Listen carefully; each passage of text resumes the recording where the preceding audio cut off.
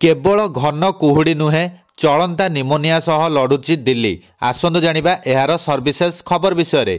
दिल्लीर वायु गुणवत्ता सूचकांक तथा एक्यूआई गत किछि दिन धरी क्रमागत भावे गंभीर वर्गरे रही आसुथुबा बेले एहा सुस्थ व्यक्ति विशेषଙ୍କୁ भी प्रभावित करिथिला।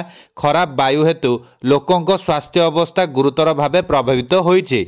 एही संकट मध्यरे जातीय राजधानी डाक्तरखाना गुड़िक प्रबल वायु प्रदूषण सह जड़ित श्वासक्रिया जनित रोगर रोगी संख्या वृद्धि पाई। एमिति एक रोग हेउछि चलंता निमोनिया। यह फुल ब्लोन निमोनिया अपेक्षा कम गुरुतर अटे।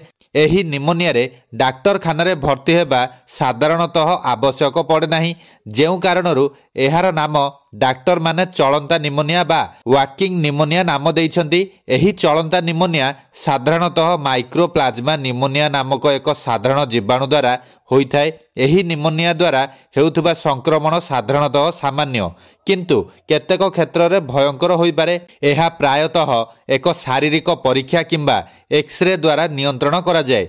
चलंता निमोनिया रे ज्वर, गला जंत्रणा एवं काश भली लक्षण देखा जाए। चलंता निमोनिया आक्रांत माने सामान्य श्वासक्रिया रे असुविधा अनुभव करती। एही संक्रमण 3 ରୁ 5 दिन मध्य रही थाए। संक्रमित व्यक्ति काश किंबा छिंक द्वारा चलंता निमोनिया विस्तार होई पारे।